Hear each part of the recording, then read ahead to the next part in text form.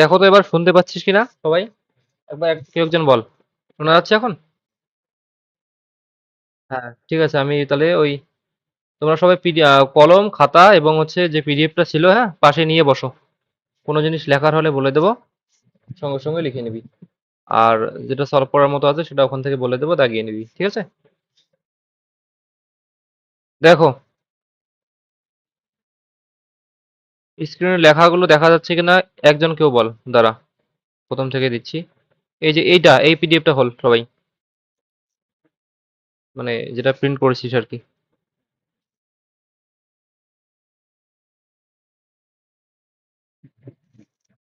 স্ক্রিনে লেখা দেখতে পাচ্ছিস? এখান থেকে দেখো, প্রথম যে প্রশ্নটা আছে সেটা কি বলছে?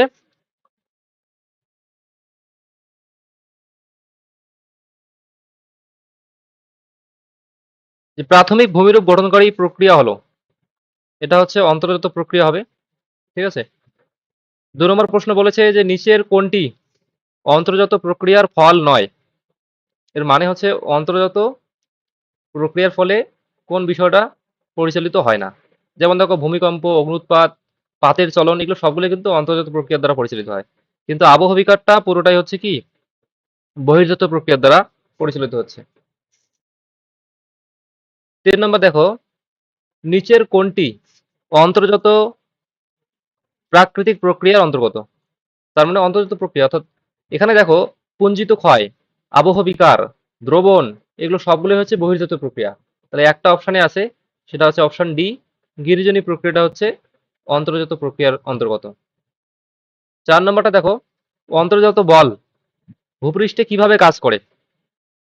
তো আমরা অন্তর্জাত বলের বিষয়টা যদি দেখি, তোরা এর আগে পড়েছিস। এই যে অন্তর্জাত এরকম একটা স্পর্শক বরাবর কাজ করতো, আর একটা হচ্ছে অনুভূমিক, মানে স্পর্শক বরাবরটা হচ্ছে অনুভূমিক এবং উল্লম্ব ভাবে কাজ করতো। তো এখানে দেখ, অনুভূমিক ভাবে কিন্তু বিরোধিনী আলোড়ন কাজ করে, আর উল্লম্ব ভাবে মহিভাবক আলোড়ন কাজ করে। তার মানে অপশনটা কি হচ্ছে? অপশনটা হচ্ছে উল্লম্ব ভাবে এবং অনুভূমিক ভাবে দুইটাই অন্তর্গত বল, এই দুভাবেই কাজ করে। ঠিক আছে? তারপরে ৫ নম্বর দেখো, নিচের কোন আলোড়নটি অনুভূমিক ভাবে কার্যকরী ভূ আলোড়নের সঙ্গে যুক্ত? তাহলে এখনই বললাম যে অনুভূমিক ভাবে কোনটা, স্পর্শ বরাবর যেটা হয়, গিরিজনী আলোড়ন, এর ফলে কি হয়, ভঙ্গির প্রবাদের সৃষ্টি হয়। ৬ নাম্বার, নিচের কোনটি উল্লম্বভাবে কার্যকরী ভূগাঠনিক আলোড়নের সঙ্গে যুক্ত? তাহলে উল্লম্বভাবে যেটা বললাম এখনই, পৃথিবীর কেন্দ্র থেকে শুরু করে পৃথিবীর ব্যাসার্ধ বরাবর যে বলটা কাজ করে, সেটা কি, বহির্ভাবক বল। তো উল্লম্বভাবে কাজ করে কোন বল, তাহলে বহির্ভাবক। ৭ নম্বরটা দেখো, নিচের কোনটি বহির্ভাবক আলোড়নের সঙ্গে সম্পর্কযুক্ত নয়? তাহলে বহির্ভাবক আলোড়নের সঙ্গে সম্পর্কযুক্ত, মানে বহির্ভাবক আলোড়নের ফলে সৃষ্টি হয় স্তূপ পর্বত সৃষ্টি হয়, গ্রস্ত উপত্যকা সৃষ্টি হয়, ক্ষয়জাত পর্বতের সৃষ্টি হয়। কিন্তু সম্পর্কিত নয় হচ্ছে ভঙ্গিল পর্বত। ভঙ্গিল পর্বতটা গিরিজনী আলোড়নের ফলে সৃষ্টি হয়। তাহলে এটা হচ্ছে বলছে কোনটা সম্পর্কিত নয়, তাহলে ভঙ্গিল পর্বত হবে। ৮ নম্বর দেখো, প্রদত্ত কোনটি গিরিজনী আলোড়নের সঙ্গে যুক্ত? গিরিজনী আলোড়নের সঙ্গে যুক্ত হচ্ছে ভঙ্গিল পর্বত, এটা আমরা জানি। নিচের কোনটি বহির্জাত প্রক্রিয়ার সঙ্গে যুক্ত নয়? বহির্জাত প্রক্রিয়ার সঙ্গে যুক্ত নয় অর্থাৎ পৃথিবীর বাইরের বিষয়ের সঙ্গে সম্পৃক্ত নয়। ভালো মতো লক্ষ্য করো, ক্ষয়ের শেষ সীমা, এটা বহির্জাতের সঙ্গে যুক্ত। পুঞ্জিত ক্ষয়, এটা এটাও যুক্ত। সমুদ্র তরঙ্গটাও যুক্ত। সি নম্বর অপশনটা লক্ষ্য করো, সমুদ্র পৃষ্ঠের পরিবর্তন, যেটাকে আমরা পড়ছিলাম ইউস্ট্যাটিক আলোড়ন, মনে আছে? এই ইউস্ট্যাটিক আলোড়নটাই হচ্ছে সমুদ্র পৃষ্ঠের পরিবর্তন। ঠিক আছে? এটা হচ্ছে অন্তর্জাত প্রক্রিয়ার সঙ্গে যুক্ত বিষয়। ১০ নম্বর, নিচের কোন পদ্ধতিটির সঙ্গে অন্যগুলির মিল নেই? এখানে চ্যুতি, ভাস, আগ্নেয়গিরি, এগুলো সবগুলো অন্তর্জাত প্রক্রিয়ার সঙ্গে যুক্ত। আর একটা শুধু, মানে পুঞ্জিত স্খলনটাই হচ্ছে বহির্জাত প্রক্রিয়ার সঙ্গে যুক্ত। তাহলে এটা মিল নেই, বাকি তিনটের মধ্যে মিল পাওয়া যাচ্ছে। এবার আসো ১১ নম্বর, নিচের কোনটি ভূমিরূপ গঠনে মুখ্য ভূমিকা পালন করে? তাহলে ভূমিরূপ গঠনে মুখ্য ভূমিকা পালন করে হচ্ছে এটা পার্থিব হবে, হ্যাঁ, এটা এ নাম্বারটা দাগানো তো ওটা হবে না, এটা হচ্ছে পার্থিব প্রক্রিয়া হবে। ঠিক আছে, পার্থিব প্রক্রিয়া হবে। পার্থিব প্রক্রিয়ার দ্বারা সব থেকে বেশি কি ভূমিরূপের পরিবর্তন হয়। পার্থিব প্রক্রিয়াকে আমরা দুভাগে ভাগ করতে পারি, একটা হচ্ছে অন্তর্জাত প্রক্রিয়া আর একটা হচ্ছে বহির্জাত প্রক্রিয়া। 12 নম্বর দেখো, নিচের কোনটি ধীর আলোড়নের ফলে ঘটে থাকে? ভূমিকম্প, এটা তো আকস্মিক আলোড়ন। অগ্নুৎপাত, এটাও তো আকস্মিক আলোড়ন। সুনামি, এটাও আকস্মিক আলোড়নের মধ্যে পড়বে। সুতরাং অপশন সি, ভঙ্গিল পর্বত ও চ্যুতি, এটা হবে। 13 নম্বর দেখো, পর্যায়ন শক্তি বলা হয়। তা আমরা জানি কি পর্যায়ন হচ্ছে অবরোহণ এবং আরোহণের মিলিত রূপ। তাই অবরোহণ আরোহণ বহির্জাত প্রক্রিয়ার ফলেই, মানে বহির্জাত প্রক্রিয়ারই ভাগ। তো সেক্ষেত্রে বহির্জাত বলকে আমরা পর্যায়ন শক্তি বলতে পারি। ঠিক আছে। 14 নম্বর, কোন কোন ভূ আলোড়নে শিলাস্তর সংনমন সৃষ্টি হয়? সংনমন বিষয়টা কি? যেমন ধরো একটা শিলাস্তর যদি এখানে থাকে, হুম, শিলাস্তর থাকে, তাহলে এদিক থেকেও প্রেসার ক্রিয়েট করা হবে, এদিক থেকে প্রেসার ক্রিয়েট করা হবে, আবার এই সাইড থেকেও শিলাস্তরটার উপর প্রেসার ক্রিয়েট করা হবে। এর ফলে এর মধ্যে সংনমন বল কাজ করবে। বুঝতে পারলি? তো এটা সংনমন বল কাজ করে কি গিরিজনী আলোড়নের ক্ষেত্রে, গিরিজনী আলোড়নের ক্ষেত্রে। ভূমিকম্প কোন ধরনের ভূ আলোড়ন? তো সবাই আমরা জানি ভূমিকম্প, অগ্নুৎপাত, এগুলো হচ্ছে আকস্মিক আলোড়ন, অর্থাৎ হঠাৎ করেই হয়। তারপর 16 নম্বর দেখো, কোন ধরনের ভূ আলোড়নের ফলে মহাদেশের সৃষ্টি হয়? এটা তো একদমই সিম্পল একটা প্রশ্ন। মহীভবক আলোড়ন। আমরা জানি মহীভবক আলোড়নের ফলে মহাদেশ সৃষ্টি হয়, স্তূপ পর্বত সৃষ্টি হয়, গ্রস্ত উপত্যকার সৃষ্টি হয়, চ্যুতির সৃষ্টি হয়। আর গিরিজনী আলোড়ন যেটা আছে, সেই গিরিজনী আলোড়নের ফলে কি সৃষ্টি হচ্ছে? ভঙ্গিল পর্বতের সৃষ্টি হচ্ছে। 17 নম্বর, কোন ধরনের ভূ আলোড়নকে স্পর্শক আলোড়ন বলা হয়? একটু আগেই তোমাদেরকে বললাম, স্পর্শক বরাবর কাজ করে, পৃথিবীর স্পর্শক বরাবর গিরিজনী আলোড়নের ক্ষেত্রে।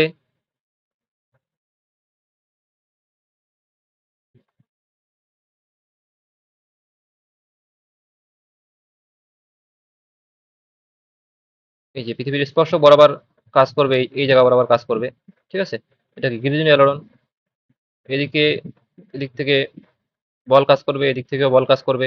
এর ফলে ভাঁজ খেয়ে ভঙ্গিল পর্বতের সৃষ্টি হয়। এই মাঝখানটাতে ভঙ্গিল পর্বতের সৃষ্টি হয়। ঠিক আছে, তো এটা অবশ্যই গিরিজনী হবে উত্তর। কোন শক্তিকে ভূত্বক পরিবর্তক শক্তি বলা হয়? ভূত্বকের পরিবর্তন করে কোন শক্তি? অন্তর্জাত শক্তি। যেমন ভাঁজ সৃষ্টি হতে পারে, চ্যুতি সৃষ্টি হতে পারে, তাহলে ভূত্বকটা কি উপর দিকটা পরিবর্তন হয়ে যাবে না? আচ্ছা, অভ্যন্তরীণ শক্তির উৎস হলো মাটির নিচে। অভ্যন্তরীণ শক্তি বলতে আমরা কি বুঝি? মাটির নিচে যে শক্তিটা কাজ করে। ঠিক আছে, তো এই অভ্যন্তরীণ শক্তির ফলে কি হচ্ছে, দেখাচ্ছি বিষয়টা। যদি এরকম থাকে, এটা যদি ভূপৃষ্ঠ হয়, তো ভূপৃষ্ঠের নিচে, হ্যাঁ বলো,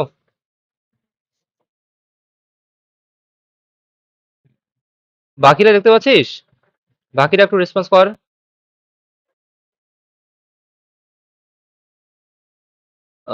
তোমাদের কারোই দেখা যাচ্ছে না? আচ্ছা, দাঁড়া একটু দেখে নি। তাহলে 18 নম্বর অব্দি আমাদের হলো, সবাই দেখাচ্ছিস তো? 18 সি, অন্তত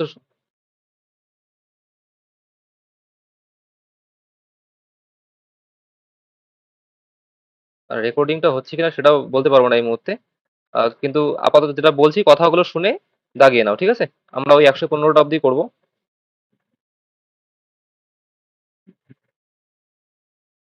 তারপরে দেখো 19 নম্বরটা দেখো, হ্যাঁ, ভূ অভ্যন্তরীণ শক্তির উৎস। ভূ অভ্যন্তরীণ শক্তির উৎস, এটা হচ্ছে পরিচলন স্রোত। ভূ অভ্যন্তরীণ শক্তির উৎস হলো পরিচলন স্রোত। আচ্ছা, আমি তাহলে একবারে তাড়াতাড়ি মানে তোমাদের ইয়েগুলো বলে দিচ্ছি, মানে উত্তরগুলো বলে দিচ্ছি, দাগিয়ে নাও, তারপরে আলোচনা হবে কারো কোনো প্রশ্ন থাকলে। 20 নম্বর, হ্যাঁ, মহাকাশ থেকে ছুটে আসা উল্কার পতনে যে ভূমিরূপের পরিবর্তন হয় তা কোন প্রক্রিয়ার উদাহরণ? এটা কি হবে? পার্থিব প্রক্রিয়া। আমার কথাগুলো শোনো আর পিডিএফটাকে দেখো, হ্যাঁ? তোমাদের হাতে যেটা আছে আর কি সেটা দেখো।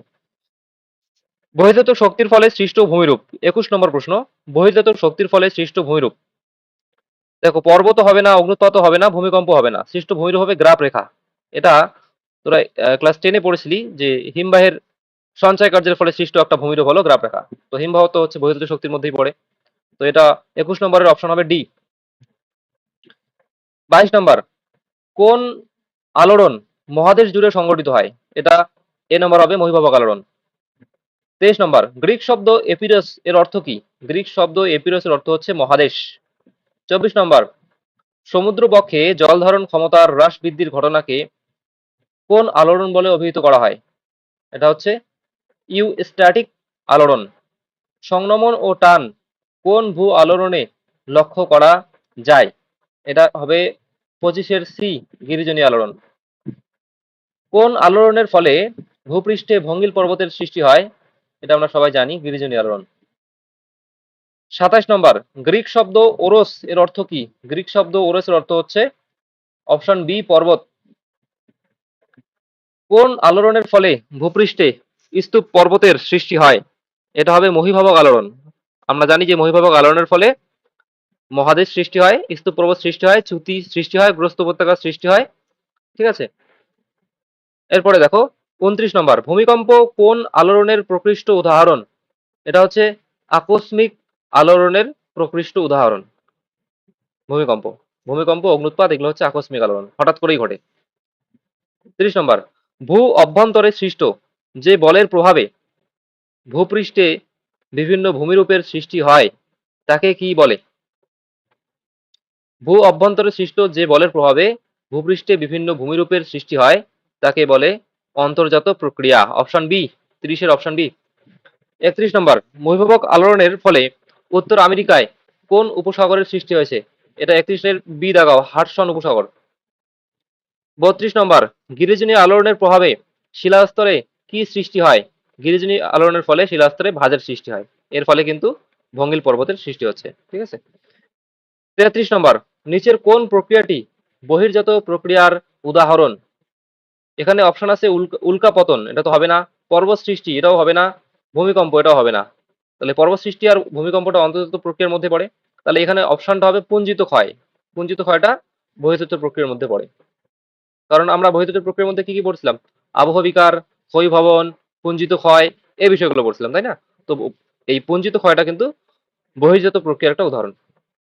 34 নম্বর দেখো।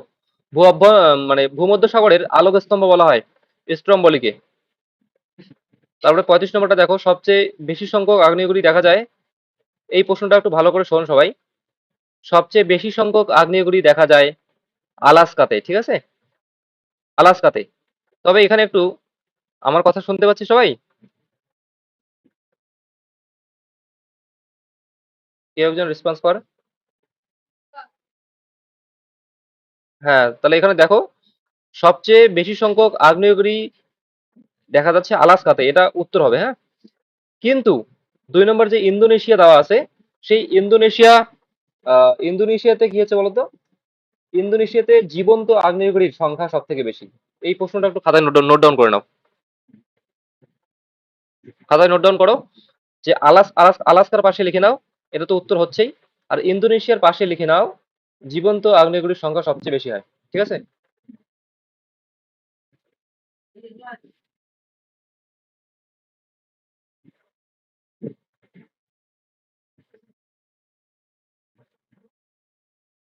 সবাই লিখছিস? ইন্দোনেশিয়াতে জীবন্ত আগ্নেয়গিরির সংখ্যা সবচেয়ে বেশি। আর যদি বলে সবচেয়ে বেশি আগ্নেয়গিরি কোথায় আছে? আলাস্কাতে, কারণ এখানে জীবন্ত, মৃত সবকিছু মিলে। ঠিক আছে? আলাস্কাতে বেশি। আর শুধু জীবন্ত আগ্নেয়গিরির কথা যদি বলে তাহলে ইন্দোনেশিয়াতে হবে। প্রশ্নটা একটু ভালো করে মনে রাখিস। এবার আয় 36 নম্বরে।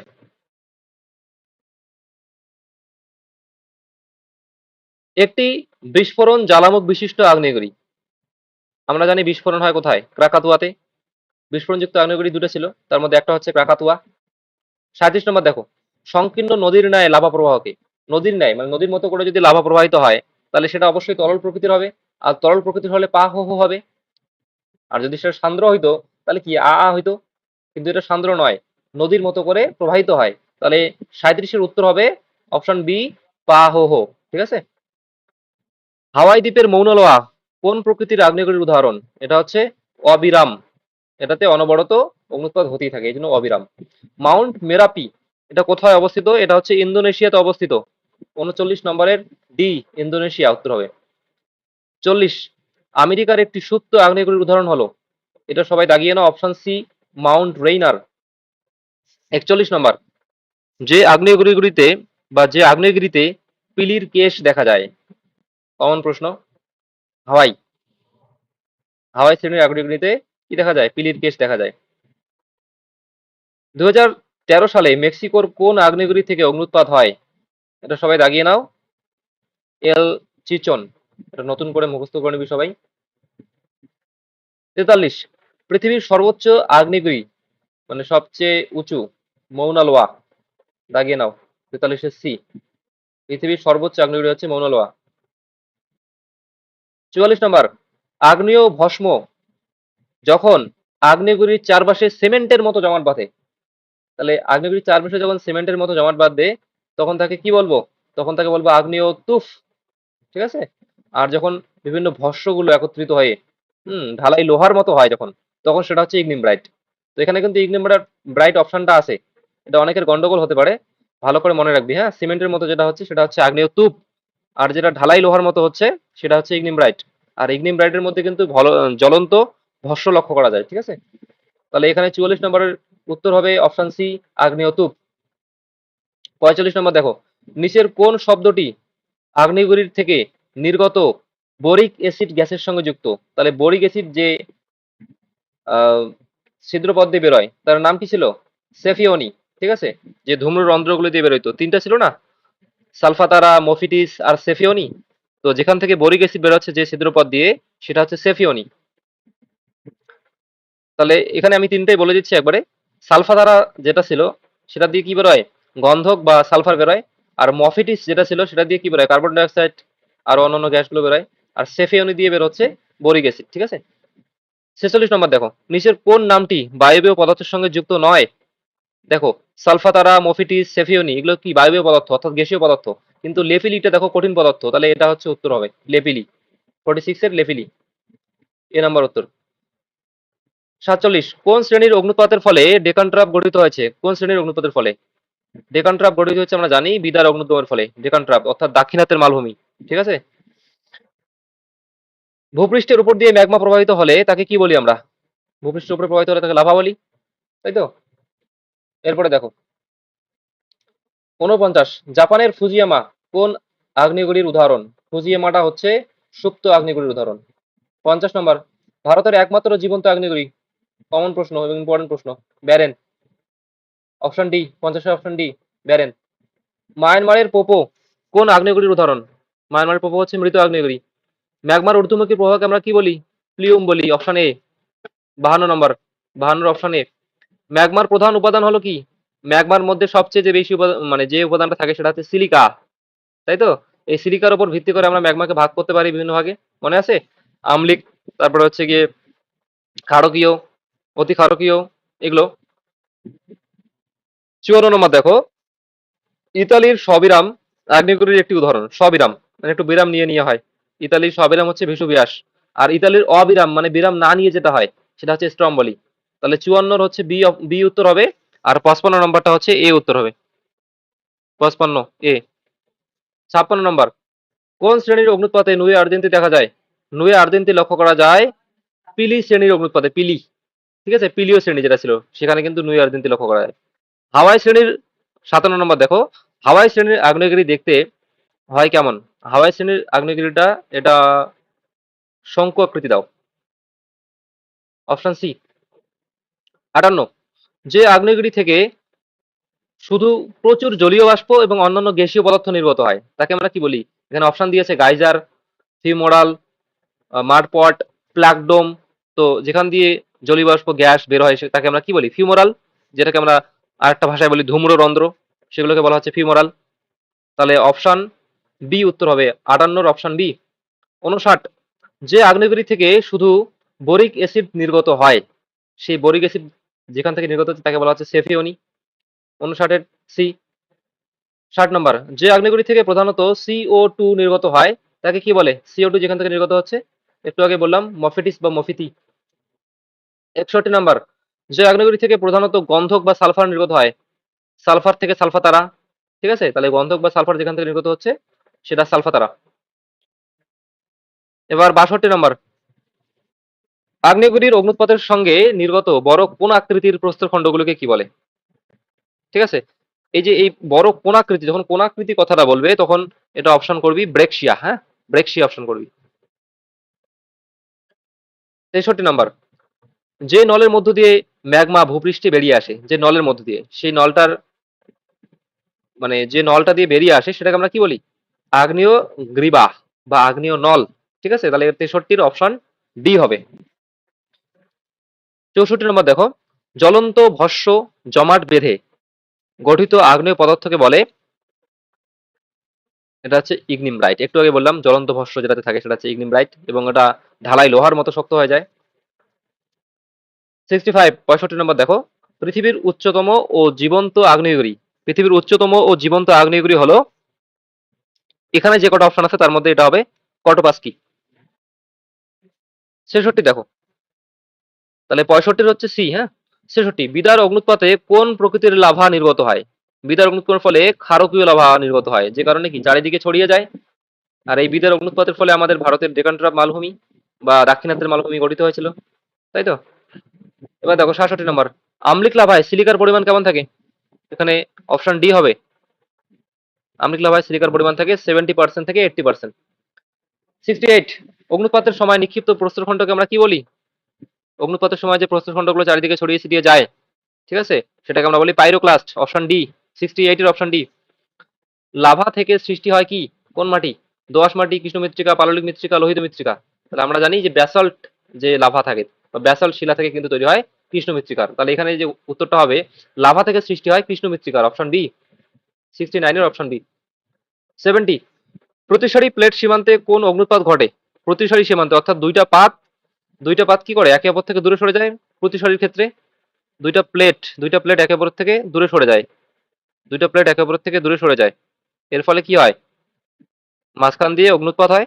মাঝখান দিয়ে অগ্নুৎপাত হলে সেখানে সেই অগ্নুৎপাত চারিদিকে ছড়িয়ে যায়।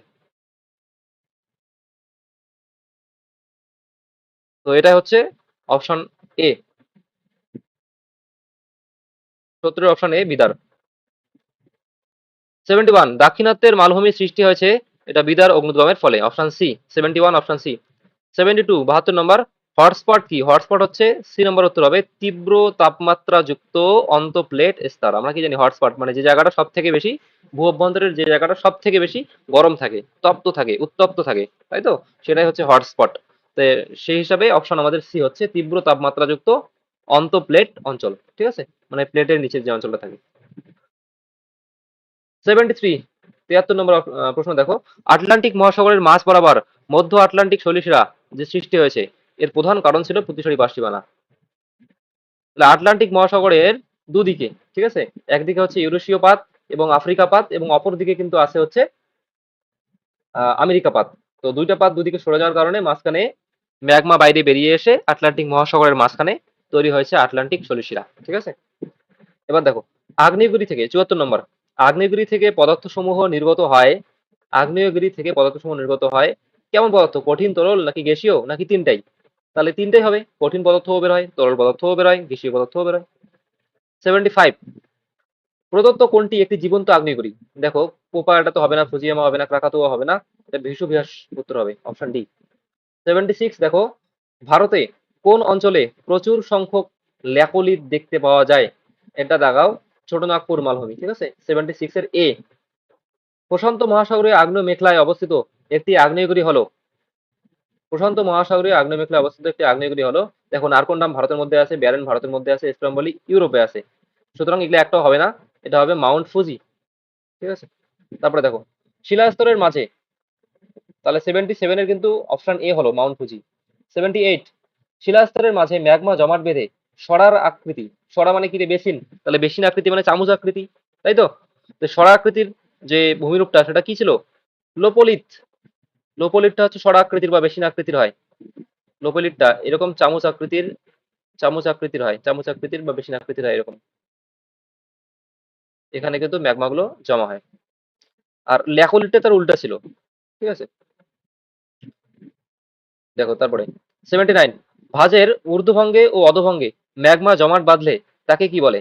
ঊর্ধ্বভঙ্গ অধোভঙ্গের কথা যখন আসছে তখন একসঙ্গে সেটাকে কি বলবো? ঊর্ধ্বভঙ্গ অধোভঙ্গ একসঙ্গে জমা হচ্ছে দুই জায়গায়, তাহলে সেটা অবশ্যই ফ্যাকলিত হবে। ছবিটা একটু লক্ষ্য করলেই বুঝতে পারবি, যেটা আমি করিয়েছিলাম। ফ্যাকলিত, ঊর্ধ্বভঙ্গেও জমা হয়, অধোভঙ্গেও জমা হয়। তারপরে দেখো 80 নম্বর, ভূপৃষ্ঠের নিচে ম্যাগমা জমে গিয়ে লেন্সের মতো ভূমিরূপ গঠন করলে তাকে, বা উত্তল লেন্সের ন্যায় যে ভূমিরূপ গঠিত হয়, উত্তল লেন্স। একটু আগে যেটা বললাম, উত্তল লেন্স মানে উল্টো দিক, উল্টানো নৌকার মতো দেখতে অনেকটা, বা গম্বুজ আকৃতির বলতে পারিস। এরকম যদি দেখতে হয় তাহলে সেটা কি হবে? ল্যাকোলিথ। তাহলে এরকম ভাবে যদি ম্যাগমা গুলো সঞ্চিত হয় উত্তল লেন্সের মতো করে, তাহলে সেটা হবে ল্যাকোলিথ। 81, উত্তর আমেরিকার হেনরি পর্বত কিসের উদাহরণ? উত্তর আমেরিকার হেনরি পর্বত হচ্ছে একটা ল্যাকোলিথের উদাহরণ, ভালো করে দাগিয়ে নে। 81 এর বি, ল্যাকোলিথ। মার্কিন যুক্তরাষ্ট্রের শান্তিনা শৃঙ্গ, এটি একটি কি ধরনের শৃঙ্গ? কোশ্চেনটা একটু কনফিউশন মূলক আছে, তারপরেও আহ আমার ধারণা অনুযায়ী এটা মিশ্র শঙ্কু হবে, তো মিশ্র শঙ্কুটাই দাগিয়ে রাখ। তারপরে আসো 83, একটি সুষম আগ্নেয় শৃঙ্গ, মানে আগ্নেয় শঙ্কু, একটি সুষম আগ্নেয় শঙ্কু হলো, এটা দাগাও, option A Fujiyama. 83, option A Fujiyama. 84, একটি কর্দম আগ্নেয়গিরি, কর্দম আগ্নেয়গিরি হচ্ছে Mount Pinatubo, option A. 84, option A. 85, Mount Etna কোন ধরনের আগ্নেয়গিরির উদাহরণ? মাউন্ট এটনা মিশ্র আগ্নেয়গিরির উদাহরণ। রানীগঞ্জ কয়লাখনিতে কি দেখা যায়? এখানে কিন্তু ডাইক লক্ষ্য করা যায়, ডাইক। 86 এর সি। 87, উল্লম্ব আগ্নেয় উদ্ভিদ কি কে বলে? অনুভূমিক যেটা ছিল সেটা হচ্ছে সিল, আর উল্লম্ব যেটা লম্বালম্বি হয়, মানে স্তরায়ন তলের সঙ্গে কিভাবে থাকে? উল্লম্ব ভাবে থাকে, যেটা সেটা হচ্ছে ডাইক, ঠিক আছে? তারপরে দেখো 88, নিচের কোনটি সক্রিয় বা জীবন্ত আগ্নেয়গিরি? একটু আগে দাগালাম আমরা, ভিসুভিয়াস। হুম নিচের কোনটি উন্নীত ভূমিরূপ? উন্নীত মানে কি রে? উঁচু, মানে অবতল হবে না, নিচু হবে না, একটু উঁচু হবে। তাহলে জ্বালামুক্ত নিচু হয়, হ্রদও নিচু হয়, ক্যালডেরাও নিচু হয়। শুধু প্লাগ ডোমটা যেটা আছে, প্লাগ গম্বুজ যেটা দেওয়া আছে, হ্যাঁ, সেটা অপশন বি এখানকার উত্তর হবে। নিচের কোনটি উন্নীত ভূমিরূপ? এটা option B. 89, option B. 90 number দেখো, 90, নিচের কোনটি অবনত ভূমিরূপ অর্থাৎ নিচু হয়? এটা হচ্ছে ক্যালডেরা, বাকিগুলো দেখো উঁচু। প্লাগ ডোম বা গম্বুজ বা হর্নিটো এগুলো কিন্তু হচ্ছে উঁচু হয়, শুধুমাত্র ক্যালডেরাটা নিচু হয় এখানে। তাহলে 90 এর সি। 91, 91, নিচের কোন উদ্বেদী ভূমিরূপের জুড়িটি স্তরায়ন তলের সঙ্গে সঙ্গতিপূর্ণ? দেখো সিল আর ফ্যাকলিত, অপশন সি যেটা আছে সেটা কিন্তু দুইটাই স্তরায়ন তলের সঙ্গে প্রায় সমান্তরালে গঠিত হয়, ঠিক আছে? কিন্তু বাকিগুলো সেভাবে গঠিত হয় না। তাহলে এখানে সঙ্গতিপূর্ণ হচ্ছে option C, 91, option C, phacolith sill. 92, নিচের কোন উদ্বেদী ভূমিরূপের জুড়িটির স্থানান্তরের সঙ্গে, নিচের কোন উদ্বেদী ভূমিরূপের জুড়িটি স্তরায়ন তলের সঙ্গে অসঙ্গতিপূর্ণ? দেখো, অসঙ্গতিপূর্ণ বলতে দুটোর মধ্যে মিল নাই, তাহলে এটা ডাইক আর ব্যাথলিট হবে। ডাইকটা লম্বালম্বি উল্লম্বভাবে তৈরি হয়, ব্যাথলিটটাও উল্লম্বভাবে তৈরি হয়। বাকিগুলো দেখো সিল, লোপলিত, এগুলো কিন্তু প্রায় শিলাস্তরের সঙ্গে অনেকটা সমান্তরালে গঠিত হয়, কিন্তু ডাইক আর ব্যাথলিটটা একটু শিলাস্তরের সঙ্গে অসঙ্গতিপূর্ণভাবে অর্থাৎ লম্বালম্বি উল্লম্বভাবে গঠিত হয়। বুঝতে পারলি? 92 এ হবে। 93, নিচের কোন জুড়িটির সঙ্গে অন্য জুড়িটির মিল নেই? এটা অপশন বি দাগাও, সিল ও ডাইক, এটা মিল নাই একে অপরের সঙ্গে। সঞ্চয়দত্ত পর্বতের অপর নাম কি? সঞ্চয়দত্ত পর্বতকে আমরা কি আগ্নেয় পর্বত বলি বা আগ্নেয়গিরি বলি, তাহলে 94 এর অপশন সি হবে। তারপরে দেখো 95, 95 নম্বর, ভূগর্ভে অবস্থিত গলিত তরল ম্যাগমা পূর্ণ প্রকাণ্ড গহ্বরটিকে কি বলে? যেখানে আর কি ম্যাগমা গুলো জমা হয়ে থাকে সেটাকে আমরা বলি ম্যাগমা প্রকোষ্ঠ, ঠিক আছে? 95। 96 দেখো, 96 দেখো, কোনো মহাসাগরীয় অঞ্চলে সব মানে বলছে কোন মহাসাগরীয় অঞ্চলে সবচেয়ে বেশি আগ্নেয়গিরি অবস্থান লক্ষ্য করা যায়। কোন মহাসাগরীয় অঞ্চলে সবচেয়ে বেশি আগ্নেয়গিরির অবস্থান লক্ষ্য করা যায়? এটা হবে প্রশান্ত মহাসাগরীয় অঞ্চলে। তারপরে 97, বিশাল কড়াইয়ের আকার বিশিষ্ট অগভীর জ্বালামুখকে কি বলে? বিশাল আকৃতি যখন জ্বালামুখটা যখন বড় হয়ে যায়, বিস্ফোরণ হয়ে যায়, তখন সেটা কি হয়? ক্যালডেরা, তাই তো? আর এই ক্যালডেরার আরেকটা নাম কি? ক্রেটার। অর্থাৎ 98 এর অপশন এ হবে। 97 এর অপশন এ, 98 এর অপশন এ। 99, পৃথিবীর বৃহত্তম আগ্নেয় হ্রদ কোনটা? এটা একটু ভালো করে মনে রাখ। পৃথিবীর বৃহত্তম আগ্নেয় হ্রদ হচ্ছে টোবা হ্রদ। ঠিক আছে, টোবা, লেক টোবা, অর্থাৎ 99 এর সি হবে। আর দেখ, অনিয়াচক নামে একটা জায়গার নাম দেওয়া আছে, এটা একটা জ্বালামুখের উদাহরণ, হ্যাঁ, বৃহত্তম জ্বালামুখ। অনিয়াচকটা হচ্ছে বৃহত্তম জ্বালামুখ, লিখে রাখ সবাই। 99 এর এ নাম্বারের পাশে লিখে রাখ, অনিয়াচকের পাশে লিখে রাখ বৃহত্তম জ্বালামুখ। ঠিক আছে, টোবা লেকটা হচ্ছে বৃহত্তম আগ্নেয় হ্রদের উদাহরণ, অনিয়াচকটা হচ্ছে বৃহত্তম জ্বালামুখের উদাহরণ। ঠিক আছে, লিখে নাও সবাই। লিখছি যেটা, একটু রেসপন্স কর। 99 সি নাম্বার মানে উত্তর হবে, এবং অনিয়াচকটা হবে, হ্যাঁ ওটা লিখে নে। হুম,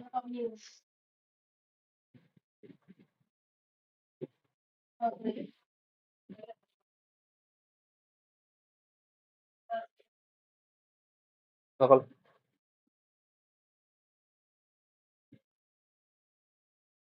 তারপরে দেখো 100 নম্বর, শিলাস্তরের সমান্তরাল ভাবে, মাইক্রোফোনটা কার অন আছে একটু অফ করে নে, আর নিকে অফ করো একটু মাইক্রোফোনটা, মিউট করে দে। শিলাস্তরের সমান্তরাল ভাবে কোনো ফাটলের মধ্যে ম্যাগমা জমাট বাঁধলে তাকে কি বলে? শিলাস্তরের সমান্তরালভাবে কোনো ফাটলের মধ্যে ম্যাগমা যদি জমাট বাঁধে তাকে কি বলবো? সিল বলবো। সমান্তরালভাবে শিলাস্তর যেদিকে আছে সেদিকে অনুভূমিকভাবে, তাই না? তারপরে শিলাস্তরের সঙ্গে যদি আহ, মানে কি বলছে, শিলাস্তরের সাথে সিল কিভাবে অবস্থান করে? অনুভূমিকভাবে অবস্থান করে। আর ডাইকটা হচ্ছে উল্লম্বভাবে করে। তাহলে 101-এর হচ্ছে অপশন এ হবে, অনুভূমিকভাবে। 102 নম্বর দেখো, উদ্বেদী অগ্নুদ্গমের ফলে সৃষ্ট একটি অতি বৃহৎ ভূমিরূপ হলো। সব থেকে বড় বৃহৎ আকৃতির ভূপৃষ্ঠের নিচে যে ভূমিরূপটা ছিল কি? ব্যাথলিট, তাই তো? তারপরে 103-এর মধ্যে দেখো, স্টক ও বস কার ক্ষুদ্র সংস্করণ? মানে কোন ভূমিরূপটা থেকে স্টক এবং বসের সৃষ্টি হয়? ব্যাথলিটটার থেকে, ব্যাথলিটটা যদি ছোট আকৃতির হয় তখন তাকে স্টক বলে, হ্যাঁ, সেটা গোলাকার আকৃতির হলে সেটাকে আবার বস বলা হচ্ছে। মনে আছে না? 103, তাহলে এটা ব্যাথলিট হবে।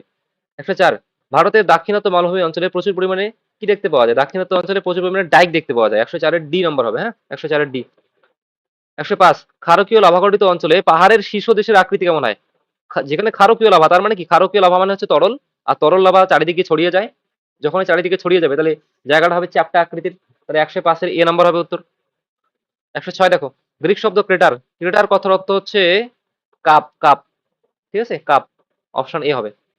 106-এর অপশন এ। 107 নম্বর দেখো, আগ্নেয়গিরির জ্বালামুখে সঞ্চিত আম্লিক লাভা, জ্বালামুখের মধ্যে যদি আম্লিক লাভা অর্থাৎ সান্দ্র একটু গাঢ় লাভা, ঠিক আছে, সেটা যদি জ্বালামুখের মধ্যে যেদিক দিয়ে অগ্নুৎপাত হয় সেই জ্বালামুখের মধ্যে যদি জমা হয় এবং কঠিন স্তম্ভ তৈরি করে, তখন আমরা সেটাকে বলি প্লাগ ডোম। ঠিক আছে, অপশন সি, অপশন সি। তারপরে 108, চওড়া ছাতার মতো এই প্লাগ ডোমটাই, যেটা একটু আগে দেখলাম, ওটা যদি একটু চ্যাপ্টা ছাতার মতো হয়, হ্যাঁ, সেটাকে আমরা কি বলি? সেটাকে বলি আমরা থলয়েড। অপশন ডি, 108-এর অপশন ডি। 109, ভূপৃষ্ঠের উপর শীতল লাভা সঞ্চিত হয়ে যে খাড়া পার্শ্ব ঢালযুক্ত লাভা শঙ্কু সৃষ্টি হয়।